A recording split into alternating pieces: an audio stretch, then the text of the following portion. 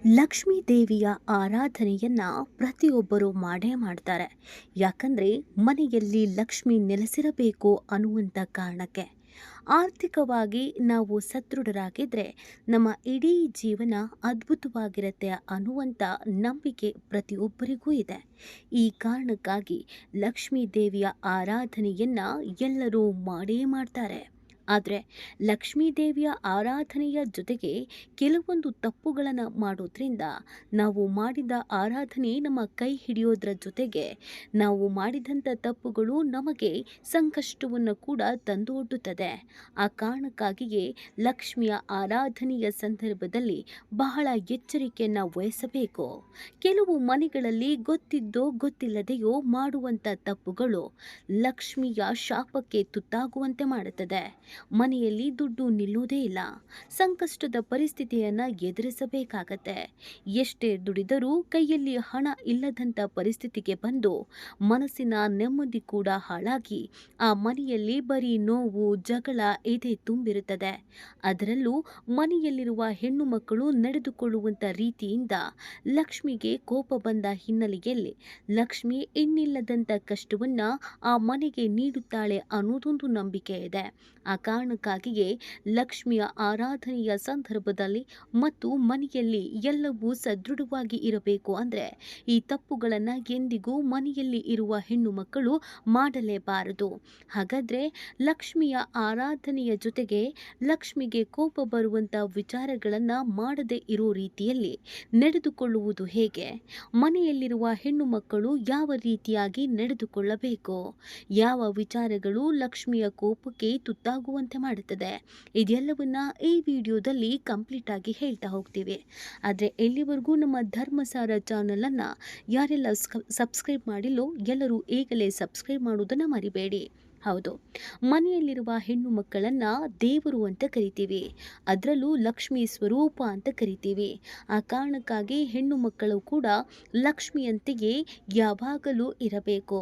ಹಣೆಯಲ್ಲಿ ಕುಂಕುಮ, ಹಾಗೇನೆ ಅರಿಶಿಣ, ತಾಳಿ, ಕಾಲುಂಗುರ ಹಾಗೂ ಬಳೆಗಳನ್ನು ಎಂದಿಗೂ ಧರಿಸಬೇಕು. ಸುಮ್ಮನೆ ಕೂದಲನ್ನು ಬಿಚ್ಚು ಮನೆ ತುಂಬ ಓಡಾಡುವ ಬದಲು ಕೂದಲಿಗೂ ಕೂಡ ಒಂದು ಗಂಟನ್ನು ಹಾಕಿಕೊಳ್ಳಬೇಕು. ಮನೆಯಲ್ಲಿ ಇರಬೇಕಾದ್ರೂ, ಪೂಜೆಯನ್ನು ಮಾಡಬೇಕಾದ್ರೂ ನಾವು ಯಾವಾಗಲೂ ಚಂದ ರೆಡಿಯಾದ ರೀತಿಯಲ್ಲಿ ಇರಬೇಕು. ಇಲ್ಲದಿದ್ದರೆ ನಾವು ಯಾವ ರೀತಿಯಲ್ಲಿ ದೇವರ ಮುಂದೆ ಇರುತ್ತೀವೋ ಅದೇ ರೀತಿಯಾಗಿ ತಥಾಸ್ತು ಅಂತ ಹೇಳೋದ್ರ ಜೊತೆಗೆ ನಮಗೆ ಸಂಕಷ್ಟಗಳು ಬರುತ್ತೆ. ಆ ಕಾರಣಕ್ಕಾಗಿ ಮುತ್ತೈದೆಯರು ಸದಾ ಹಣೆಗೆ ಕುಂಕುಮವನ್ನು ಇಡಲೇಬೇಕು ಮತ್ತು ಮನೆಯ ಹೊಸ್ತಿಲನ್ನು ಯಾವಾಗಲೂ ಅಲಂಕರಿಸಿರಬೇಕು. ಕೊನೆ ಪಕ್ಷ ರಂಗೋಲಿ ಹಾಕಲಿಕ್ಕೆ ಆಗಲಿಲ್ಲ ಅಂದ್ರೂ ಹೊಸಲನ್ನು ತುಳಿಯಬೇಕು. ಆಗ ಲಕ್ಷ್ಮಿಯು ಹೊಸಲು ದಾಟಿ ಬರುತ್ತಾಳೆ ಅನ್ನೋದೊಂದು ಬಲವಾದ ನಂಬಿಕೆ ಇದೆ.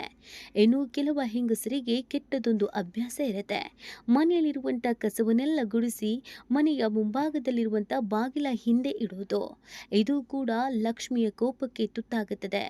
ಯಾವತ್ತೂ ಮನೆಯ ಮುಖ್ಯ ದ್ವಾರದ ಮುಂಭಾಗದಲ್ಲಿ ಅಥವಾ ಪಕ್ಕದಲ್ಲಿ ಅಥವಾ ಬಾಗಿಲ ಹಿಂಬದಿಯಲ್ಲಿ ಕಸದ ರಾಶಿಯನ್ನು ಇರಿಸಲೇಬಾರದು. ಇದು ಕೂಡ ಸಮಸ್ಯೆಯನ್ನು ತಂದೊಡ್ಡುತ್ತದೆ. ಮತ್ತು ಕೆಲವು ಹೆಣ್ಣು ಮಕ್ಕಳು ರಾತ್ರಿ ಉಳಿದ ಹಿಟ್ಟನ್ನು ಫ್ರಿಜ್ಜಿನಲ್ಲಿ ಇಟ್ಟು ಬೆಳಗ್ಗೆ ಅದರಿಂದ ರೊಟ್ಟಿ ಮಾಡುತ್ತಾರೆ. ಇದು ಕೂಡ ತಪ್ಪು ಅಂತ ವೇದಗಳು ಹೇಳುತ್ತದೆ. ಅದರ ಜೊತೆಗೆ ಹೆಣ್ಣು ಮಕ್ಕಳು ಹೊಸ್ತಿಲ ಮೇಲೆ ಕೂತು ತಯಾರಾಗುವ ಒಂದು ಕೆಟ್ಟ ಅಭ್ಯಾಸ ಇರುತ್ತದೆ. ಹೊಸ್ತಿಲ ಮೇಲೆ ಕೂತು ಬಾಚಣಿಗೆಯಲ್ಲಿ ತಲೆ ಬಾಚಿಕೊಳ್ಳುವುದು ಮತ್ತು ಜಡೆ ಹಾಕಿಕೊಳ್ಳುವುದು ಮತ್ತು ತಮ್ಮ ಮನೆಯ ಹೆಣ್ಣು ಮಕ್ಕಳಿಗೆ ಹೊಸ್ತಿಲ ಮೇಲೆ ನಿಲ್ಲಿಸಿ ಅಮ್ಮಂದಿರು ಮೆಟ್ಟಿಲ ಮೇಲೆ ನಿಂತು ಜಡೆ ಹಾಕುವುದು, ಈ ಕೆಲಸಗಳನ್ನು ಮಾಡ್ತಾ ಇರ್ತಾರೆ. ಎಂದಿಗೂ ಹೊಸ್ತಿಲ ಮೇಲೆ ಕೂದಲು ಬಿಚ್ಚಿ ಕೂರಬಾರದು. ಎಂದಿಗೂ ಹೊಸ್ತಿಲ ಮೇಲೆ ಕೂತು ರೆಡಿಯೂ ಆಗಬಾರದು. ಮತ್ತು ಕೆಲವು ಹೆಣ್ಣು ಮಕ್ಕಳು ಹೊಸ್ತಿಲಲ್ಲಿ ಕೂತು ವ್ಯವಹಾರವನ್ನು ಮಾಡುತ್ತಾರೆ. ಚೀಟಿ ಕಟ್ಟುವುದು ಅಥವಾ ಬೇರೆ ಬೇರೆ ವ್ಯವಹಾರಗಳನ್ನು ಹೊಸ್ತಿಲ ಮೇಲೆ ಕೂತಾಗಲೇ ಮಾಡುತ್ತಾರೆ. ಎಂದಿಗೂ ಆ ತಪ್ಪುಗಳನ್ನು ಮಾಡಲೇಬಾರದು. ಅದು ಕೂಡ ಲಕ್ಷ್ಮಿಯ ಸಿಟ್ಟಿಗೆ ಗುರಿಯಾಗುವಂತೆ ಮಾಡುತ್ತದೆ. ಇನ್ನು ಸಂಜೆ ವೇಳೆ ಅಂದರೆ 6ರ ನಂತರ ಮನೆಯನ್ನು ಗುಡಿಸುವ ಕೆಟ್ಟ ಅಭ್ಯಾಸ ಕೆಲವರಿಗೆ ಇರುತ್ತದೆ. ಊಟ ಆದ ಮೇಲೆ ಕೆಲವರು ಒರೆಸಿ ಗುಡಿಸಿ ಮಲಗುತ್ತಾರೆ.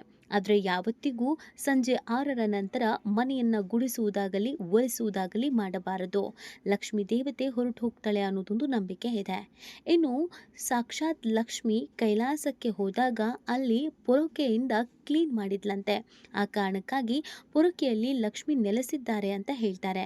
ಆದರೆ ಎಷ್ಟೋ ಹೆಣ್ಣು ಮಕ್ಕಳು ಪೊರಕೆಯನ್ನು ಕಾಲಿಂದ ತುಳಿಯುವುದು ಅಥವಾ ಎಲ್ಲೋ ಬಿಸಾಕುವುದು ಅಥವಾ ಅದನ್ನು ಸ್ವಚ್ಛವಾಗಿ ಇಟ್ಕೊಳ್ಳೋದು ಮಾಡೋದಿಲ್ಲ.